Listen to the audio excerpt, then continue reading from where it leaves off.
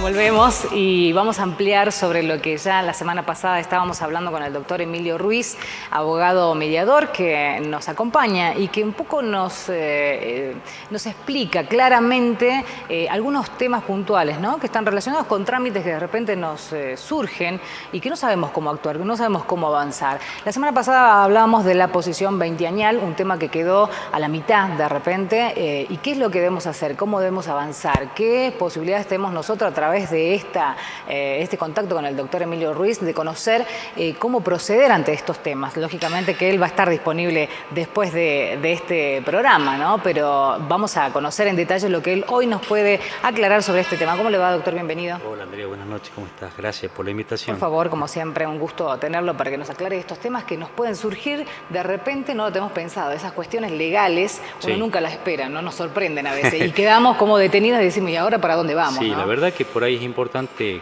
conocer más que nada de cómo podemos defender los derechos, ¿sí? La idea es informarle a la gente cómo puede actuar y legalmente cómo debe proceder ante una situación como esta. Comúnmente se conoce la prescripción como la prescripción veinteañal, que es el periodo, ¿sí?, del cual uno tiene que poseer. Entonces lo que vamos a hablar va a ser un poquito de los requisitos que tiene que tener el poseedor,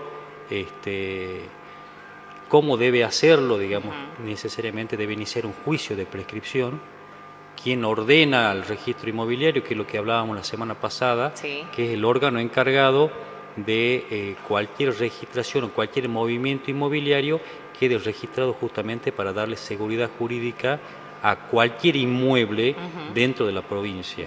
Es el fundamento que tiene y además es para protección también, ¿no es cierto?, porque es declarativo. Desde el momento que se encuentra inscripto, uno puede repeler cualquier acción, algún embargo, inhibición, que es lo que hablamos básicamente la vez anterior.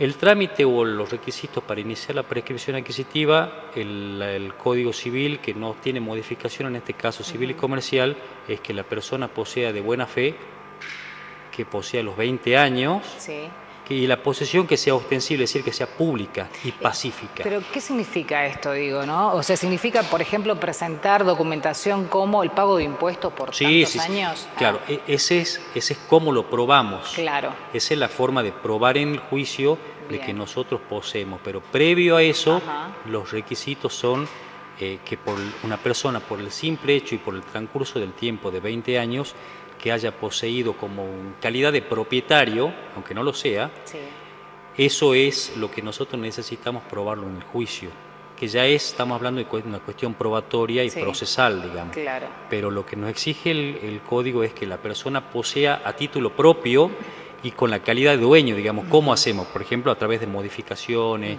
a través de pago de impuestos, que se haya hecho alguna modificación y hayamos pedido planos para la ampliación de la propiedad. Entonces, si bien no es el titular registral, pero actúa como si fuese el dueño de la propiedad, ¿sí? Muchas veces se da tanto en los inmuebles rurales como en los catastros rurales, ¿sí? de la ciudad. Entonces, esto en cualquier lado. Lo que sí se pide es, cuando se inicia, un agrimensor para que haga las mediciones correspondientes, y eso también tiene que estar inscrito en inmueble, que se llama plano para prescripción adquisitiva. Existen dos prescripciones, dos plazos de prescripción. Una es de los 20 años y la otra es de 10 años, que es la prescripción corta que se conoce, que ahí, además de estos requisitos que yo te nombraba, necesita buena fe y justo título. El justo título, y ya comenzamos a hablar algo muy parecido a la vez anterior, es a través de un contrato, por ejemplo. Claro. ¿Sí?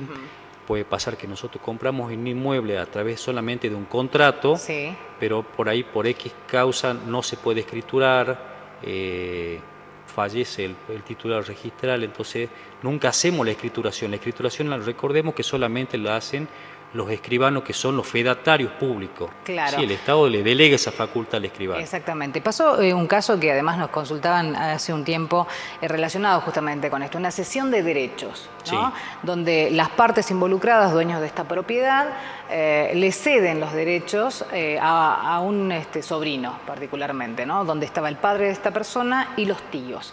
El tema es que esa cesión de derechos nunca se terminó de cerrar con la escribanía por falta de alguna documentación, algún número en particular, un quit, etcétera. Sí, eso quedó en el tiempo, ya pasaron casi 17 años. ¿Se puede reclamar igual? La persona vive hace tiempo en ese domicilio, puede dar fe, digamos, de este tema de pago de impuestos. Tal vez las ampliaciones con algún arquitecto, si es que la busca, me imagino yo, porque ¿quién no hace hoy una ampliación sin un arquitecto también, ¿no? Pero bueno, ¿se puede, digo, avanzar en consecuencia?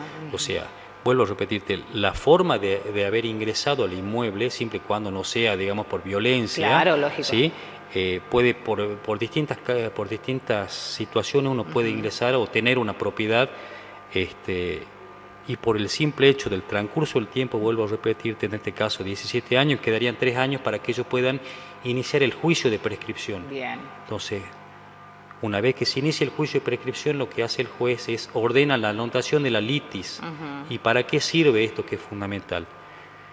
Sirve para que, si nosotros queremos vender la propiedad, vos como nueva compradora sepas que esa propiedad está en litigio. Claro. ¿Sí? De que existe un inconveniente en esa propiedad. Por eso es fundamental que nosotros hagamos un estudio previo de título para saber cómo está la propiedad antes de comprarla. Por eso recalcamos en eso, porque es fundamental. A veces compramos sin, no tanto una propiedad, una casa, pero sí un inmueble, un lote, lo compramos normalmente, sin a veces hacer la consulta previa. Pero básicamente lo que vos me preguntás, la cesión de derecho, si no has quedado registrada por alguna situación en particular, pueden terminar de esperar los 3 años e iniciar el juicio de prescripción adquisitiva o la prescripción venteañal. Bueno, tenemos nosotros el graph que indica dónde lo pueden encontrar al doctor, comunicación telefónica, la página web, además, pero la gente se comunica a través de nuestra línea telefónica y nos dicen que felicitan la incorporación del doctor Ruiz al programa. Muchas gracias. ¿Y qué pueden hacer? Dice, ante las largas esperas en el banco, será otro tema. Es un tema, ¿no? Es un tema para ampliarlo, sí, ¿no? Hace poquito normalmente sucede de que se espera muchísimo el tema en las entidades públicas e inclusive en las empresas. Yo te cuento que hay una ley, que es una ley provincial, la 7800, que es reglamentaria de la Ley de Defensa al Consumidor. En este caso, lo que garantiza la ley es la atención prioritaria de personas embarazadas y de personas con algún tipo de discapacidad. Y entre varias el articulado garantiza, estamos hablando hipotéticamente, deberían a la persona que está haciéndose atender en un banco garantizarle que en el plazo de 30 minutos lo deberían atender. Bien, obviamente esto sabemos que no sucede, pero yo creo que tenemos que comenzar a exigir muchas veces, no conocemos quizás esa ley, para que exijamos de que si no nos atendieron, deberíamos pedir nosotros el libro de queja habilitado a tal efecto, porque la autoridad de aplicación lo controla. Si no nos permiten eso, podemos hacer la denuncia ante la Secretaría de Defensa del Consumidor, que es la autoridad de aplicación de esa ley. Perfecto.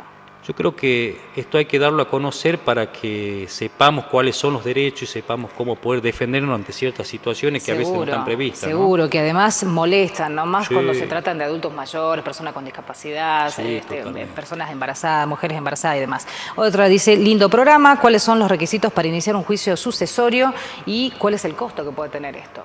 Bueno, los requisitos para el sucesorio son básicamente, es muy sencillo, son acta de nacimiento de los hijos de los sucesores, en realidad, acta de defunción en el caso de que sea el matrimonio entero, y con eso podríamos tratar de iniciar el trámite o los requisitos de la sucesión sin mayor inconveniente. Acta de defunción, vuelvo a repetir, acta de defunción y nosotros debemos acreditar el vínculo entre la persona, entre el fallecido, el causante, y la persona, el heredero. Es muy sencillo. En el caso de esta sesión de de derechos, ¿no? Si hay otros familiares en el medio, ¿pueden reclamar esos familiares más allá de no haber completado el trámite administrativo con el escribano de la cesión de derechos? Sí, pueden hacerlo, pero creo que ellos podrían repeler porque uno de los requisitos, como te comentaba, es vivir la posesión. Claro. Entonces, el requisito que le estaría faltando a las otras personas sería Sí, que no tienen la posesión. Claro, ¿Sí? claro. Entonces, lo fundamental o el requisito es vivir como si fuese un aparente dueño. ¿Sí? O sea, no aparente, vivir como en la calidad de dueño. Lo que va a hacer la ley es, por el simple transcurso del tiempo, que se inscriba como un titular registral. Perfecto. Bueno, ¿Sí? ¿este trámite lleva mucho tiempo? El trámite de la prescripción. Sí, el trámite, digo. Y bueno, básicamente va a depender de, primero que debemos saber quién es el titular registral para que lo demandemos. O sea, la persona que inicia la prescripción, Sí. a veces sucede que es una sucesión, si son es antiguo la posesión que tenemos, entonces debemos demandar a la sucesión.